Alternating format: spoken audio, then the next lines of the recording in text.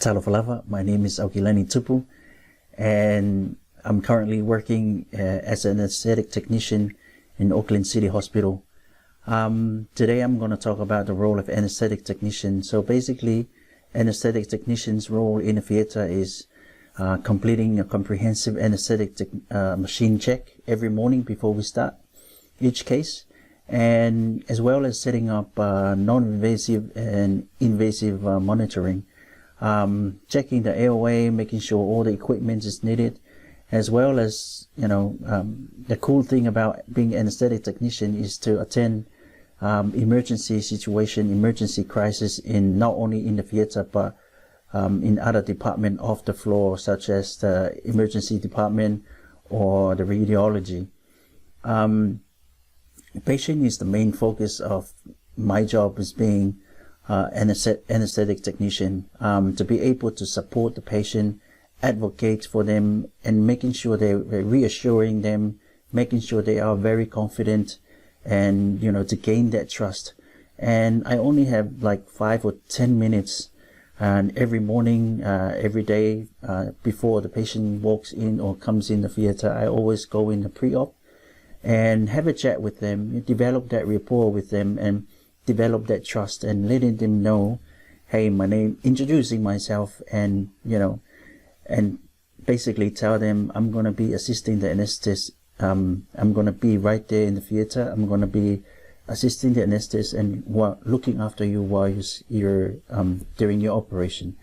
And having the warm blanket, keeping the bed warm, and supporting the patients. Like I said before, if there's anything that the nurses fail to pick up during the pre-op check, and that's part of my job, is to voice it to the nurses and to the team. Hey, this patient actually is allergic to peanuts or eggs or whatever. If the pre-op checklist hasn't been done, so that's part of my job as anesthetic technician, is to make patient feel confident and feel having that trust develop with the patient before they start, and to make my job very easy, attaching the monitoring on the patient. It's very easy because the patient actually knows you just before they come in the theater. So it's that's the other attributes to being an anesthetic technician. My experience being an anesthetic technician so far is challenging, but above all is very rewarding. Knowing the patient, knowing their family, knowing, where they come from, and, what things that they went through before they actually come into theater. So knowing that and value that, and the other thing, the patients value, the culture, sensitivity, and to respect and to have that compassion to actually support them while they're in the theater. For instance, I have this patient, she was rushed in the theater. She have a emergency syringe section under GA, and she was very shaking, nervous, but I was right there on her right side with my airway trolley, and I hold her hand and basically telling her, hey, whatever the noise, what's going on, just, I'm right here. I'm going to be right on your right side, and I'm going to be there to support you and to help the anesthetist look after you while you sleep, and to make sure that you're safe. And, having that, treating every patient as family member. And she wakes up and she saw me, and I didn't know. I thought she didn't remember all these things because she's still under the influence of, anesthesia. But when she wakes up in recovery, it's surprisingly, when I went and checked on her, and she said to me the coolest thing that I never forget. She said, you were the last person that I saw, and the first one, you're the last one that I saw before I closed my eyes, and you're the first one that I saw when I opened my eyes, when I woke up from my anesthesia. So I felt really, warm and very, satisfying that she remembers me, and she knows that I was right there beside her, and having that compassion and that respect and that and what the patient values, having that sense of satisfaction, knowing that you're there to support the patient. So you should have a good sense of humor, have lots of jokes to tell. If you work with kids as well, so it's a good job, cool career, and hope that you guys will pick it up, and hope to see you guys coming around in the future, in level 9 where I work. So ka kite, hope to see you soon.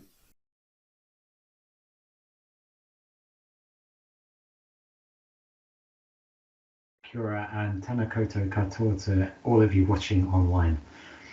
I'm really excited to be able to share with you some more information on the Bachelor of Health Science in Perioperative Practice, which is offered at AUT.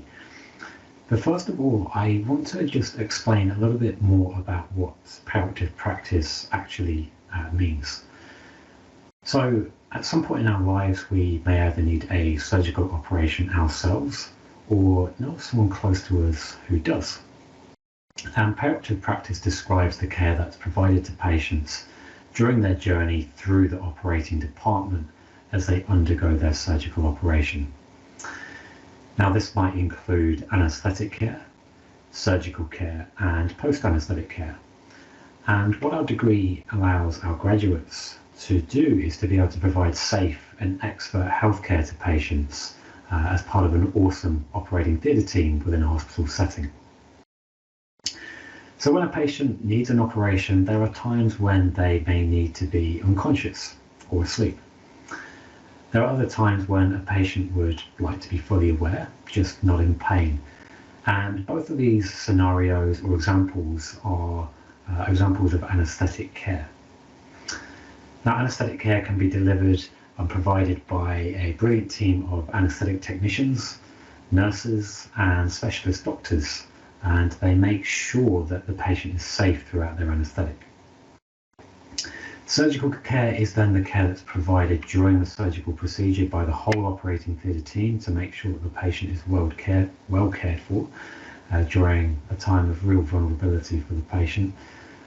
And then post-anaesthetic care is that immediate time after the surgical operation when the patient recovers or wakes up from their anaesthetic. So how do you become a registered anaesthetic technician? Well, you need to graduate with the Bachelor of Health Science in Perioperative Practice, which AUT is the only education provider for this qualification in New Zealand.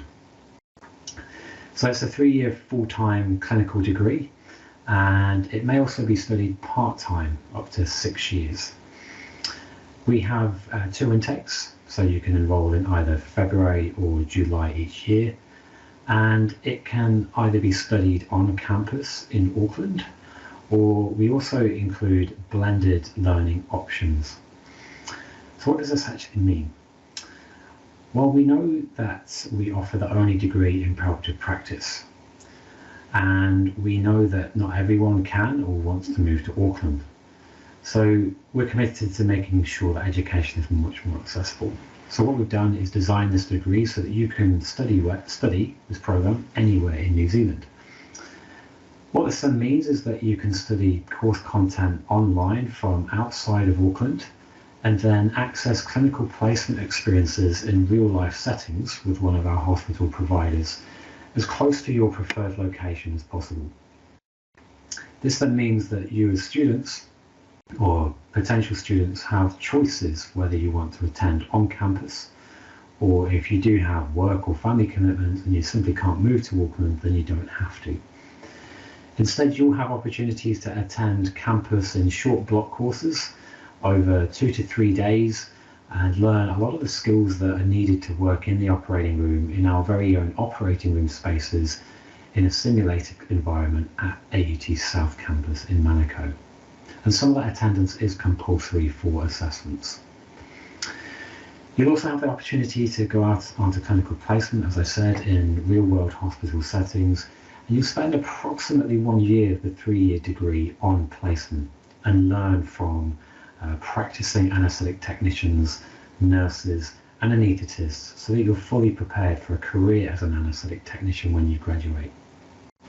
And we also have pathways for existing health professionals. So if you are a registered nurse or a registered paramedic in New Zealand, you may be able to complete the degree pathway in the equivalent of 1 year's full-time academic study, meaning that you could potentially then hold dual degrees, dual registration in a much shortened time period and become highly employable. So if you do have further questions about the degree program, we would love to hear from you, particularly if you'd like to learn more about entry requirements. Some of you may be school leavers who may need standard university entrance requirements, and then some of you may be over 20 and don't have university entry requirements, and you can also apply through special admissions. So there are different options to enrolment or applying to enrol. Also, there are options around funding, so you may be eligible for student loans, or if you're a domestic student and you haven't undertaken study at a university before, then you may also be eligible for 1 year's of fees-free study through the New Zealand government. And I do encourage you to take note of the email address that's on your screen right now, which is fhes.inquiries@aut.ac.nz, and one of our fabulous inquiries team will get back to you as soon as possible. Next, we did plan to have a current student share their experiences with studying at AUT. However, due to the weather events in Auckland on the night of holding the webinar, they simply weren't able to make it and weren't able to contribute to this recording. So instead, I would like to give you a little taster of what the learning experience may be like for you if you were to study with us. And this is really a really hands-on job. So you can get to learn on campus and practice the skills which you need to work safely when caring for patients in hospitals. So this short video is taken from our previous diploma training program. However, a lot of this learning and the experiences that you're about to see have moved across to the degree program. And as you'll see, we want to give you, as potential health professionals, a really fun and vibrant learning environment to really be able to hone your skills with like-minded people with some of the latest operating room equipment, as we, our teaching staff, support you on your journey into a career in health.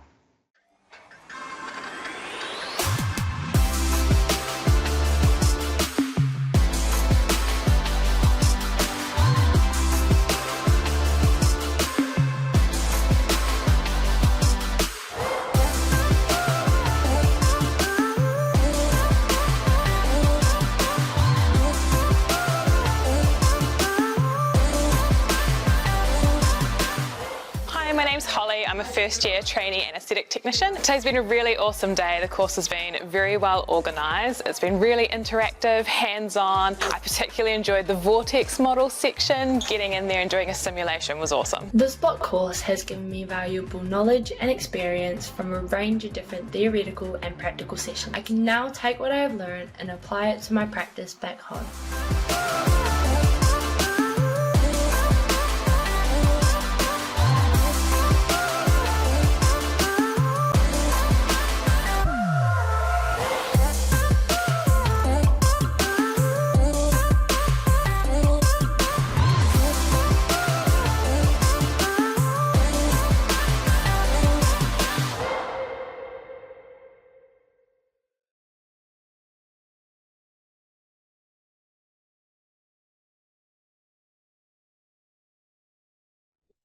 Welcome everyone. I'll be talking about career opportunities and pathways for the anaesthetic technician, and I'll go through a whole range of topics within that. Firstly, I'll start with the salary ranges.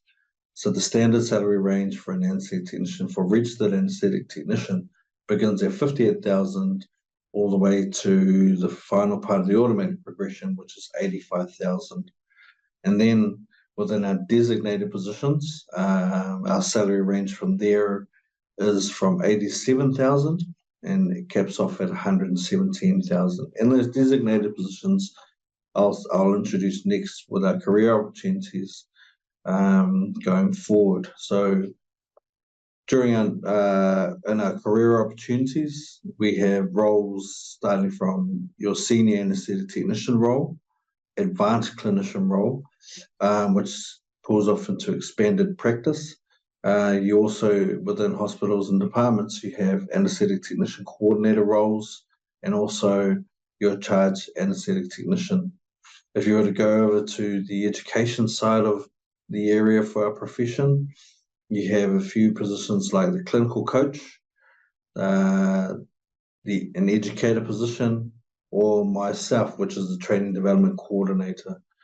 And then there are side roles you can develop into, and that's lecturers for the university, especially for our degree program, simulation roles, and at some specific hospitals you have emergency and resource teams, that areas in which you could join. So thinking about the career pathways, I'll describe a few of these roles that I've talked about. So the clinical coach, very, very much a position that's needed within our profession, especially with the advent of the way we've changed how we train, and it is the transition person that provides that holistic sort of approach to looking after our students. They're also that person that educates them, as well as providing their contextual learning within the perioperative environment for students who probably that's their first time they've been introduced to such an environment, especially for those who are new to understanding our role within healthcare. The clinical coach is that person that mentors, molds, and educates such of our trainees and our students. Of course, you have the educator roles and the training development roles. So they sit above the clinical coach and they oversee a lot of those educational elements. Another role I describe is simulation. Simulation provides us the ability to safely practice elements of trauma care or even surgical procedures that are done within safe environments. It allows teams within healthcare to practice emergency scenarios in a safe setting, safe learning setting where you can make mistakes, feel uncomfortable, but also acclimatize yourself to working within uncomfortable situations. And then we have our charge anaesthetic coordinators, which is one of the other roles I described. They are the ones who look after a lot of the anaesthetic technicians within the department. So they are usually the departmental heads for the anaesthetic technicians, and they coordinate all elements of our working life when we're within a hospital or within a department. So those are just a few descriptors of a few of the roles that I've mentioned. As we push further and we have a look at our career pathway, a career pathway extends all across New Zealand, and it's been well publicised that there is a massive critical shortage of anaesthetic technicians across. And if I bring a bit of a few numbers behind why we are short and the opportunities that are well open for us. So from careers.govt.nz, in 2021, they have us at 865 registered anaesthetic technicians. In the back end of last year, 2022, we had above 60 trainees exit training. And we forecasted by the end of this year also, we will be looking at another 60 plus to exit training. Now that brings our numbers, by the end of this year, we should have close to 1,000 registered anaesthetic technicians that are currently in the workforce. As good as those numbers sound, the context behind it, why we're critically short, is because there are opportunities to work, not just in the grand public big hospitals, but also we are required to, and our services are required within the private hospitals. So if we think of regions, we're not just required in the big regions, but we are very much so required in the smaller regions. So there are career opportunities aplenty for the anaesthetic technician workforce, because that is why we're short. Anywhere that a surgery is required to be given an anaesthetic, a skilled health professional like an anaesthetic technician is also required to help the anaesthetist give that anaesthetic. So from big region, big hospital to smaller region and smaller hospital, private or public, a skilled anaesthetic, registered anaesthetic technician is required alongside the anaesthetist.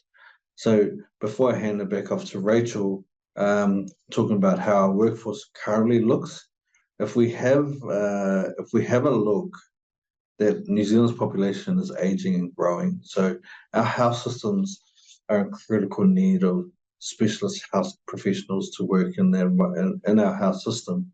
So this is probably why we're on the Immigration New Zealand's regional skills shortage list, and there are opportunities aplenty going forward. So with interest, please click on the QR code and you will find more out about us going forward. Thank you.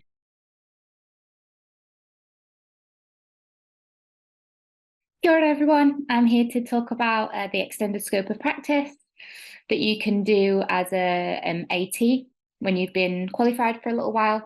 You can apply for your extended scope through the Medical Sciences Council. So I'm going to speak about the different opportunities that you have there to extend your role post-qualification out of the anaesthetic room. So there's a couple of ways. One is with a PICC line qualification. So PICC lines in the simplest of forms are an IV line that's placed for long-term use for medications that can't be given through a normal IV.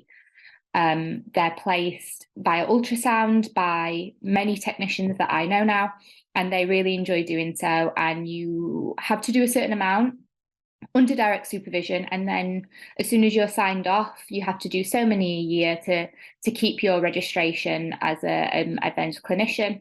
The second way is what I do, which is working in recovery, which I love. I'm an advanced clinician in recovery, and I think that that's a great way of doing it, and I love it so much because our skills are so immediately transferable.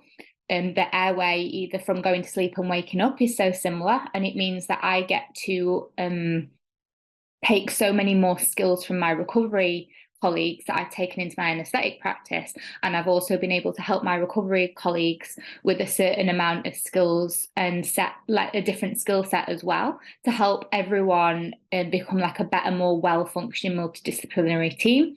I really, really enjoy doing this.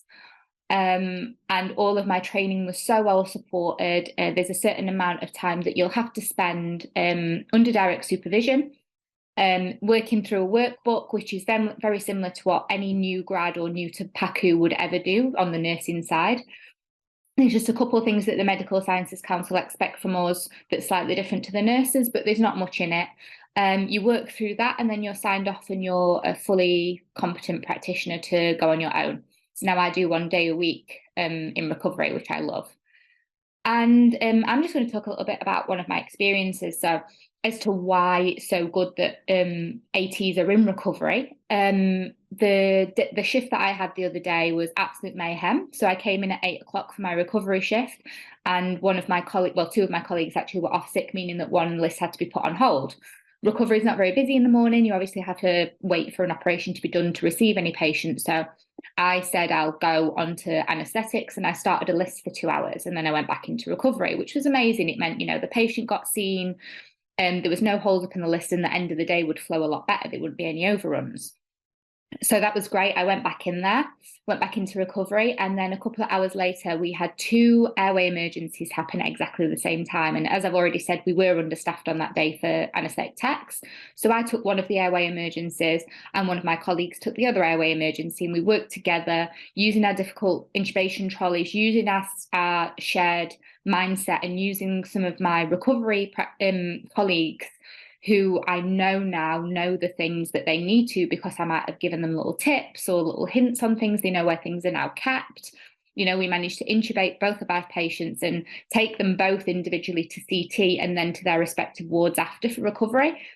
2 emergencies happening in recovery at the same time is like unknown. So to know that I was there and I could use my skill set so quickly and so appropriately to save, you know, having to find someone from elsewhere, having to struggle with one person to 2 bed spaces, having to delay treatment, just meant that it all runs so much more smoothly. So, you know, just it makes you realize why you do things like this when these things happen.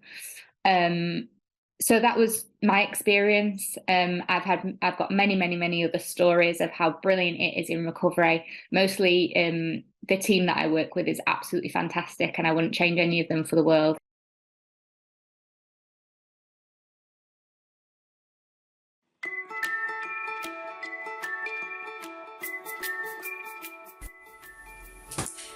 I'm Helen. I'm from Dannevirke, but I did my training at Auckland City Hospital.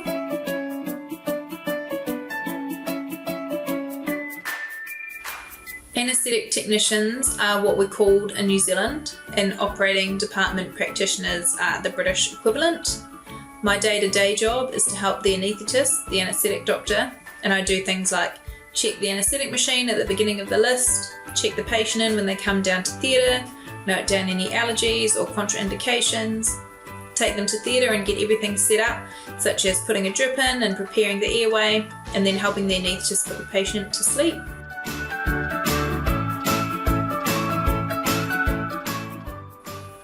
When I first left school, I went to uni and did vet nursing, and then I got a job as a new grad, but after a couple of years I wanted a change and discovered the anaesthetic technician course, so I applied and off I went.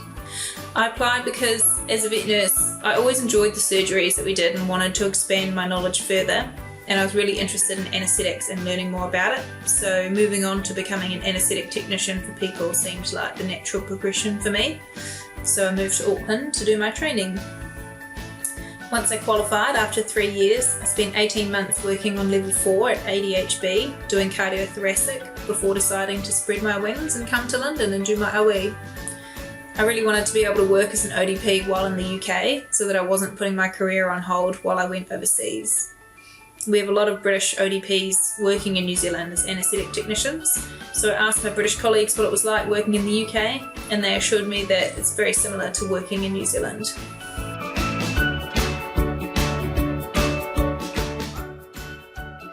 To work in the UK, I did an international application with the HCPC, which is the equivalent of the Medical Sciences Council in New Zealand.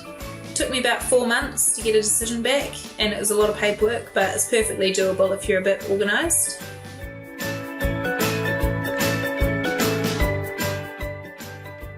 When I first arrived, my first shift was really stressful because I was so nervous, but I made sure that everyone knew that I was fresh off the plane and I was buddied up for the first few days.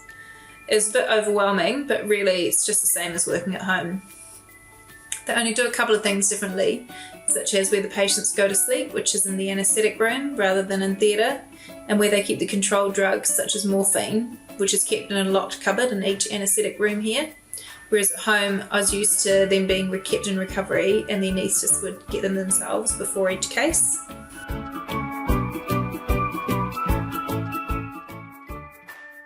I like working in the UK.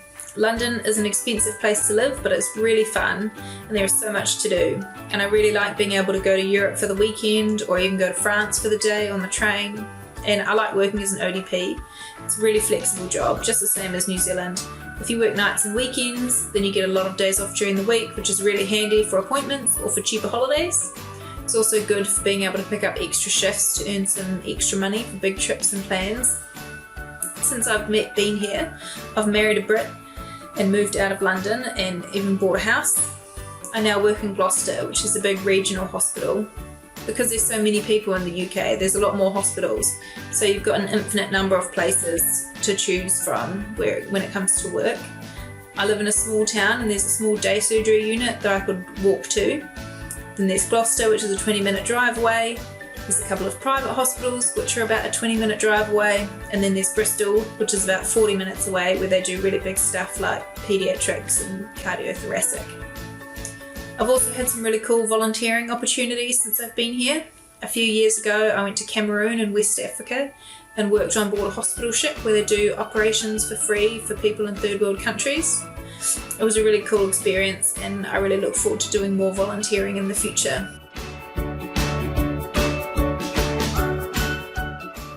I definitely recommend it. It's a great job with flexible working and decent pay. You can get a 9 to 5 Monday to Friday if you want, or you can do nights and weekends and all sorts of shifts for extra days off and extra money. You can work anywhere in New Zealand as long as there's a hospital. You can work in the UK as well as volunteering overseas. So the world really is your oyster as an anaesthetic technician.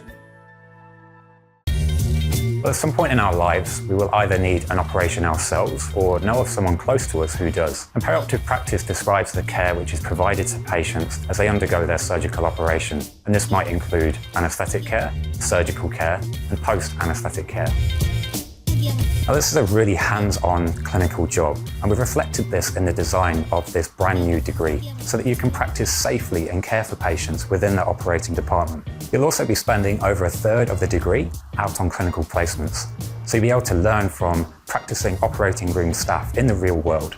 And on graduation, you'll be eligible to apply for registration as an anaesthetic technician. The programme will be based at AUT South campus, but all of our courses have been designed with online learning options so that you can complete this degree at home. And AUT will allocate you to clinical placements at a provider as close to your preferred location as possible. If you're looking for a career in healthcare and want to work within a fast-paced and dynamic environment as part of an awesome operating theatre team, then we'd love to see you as part of our brand new perioperative practice degree.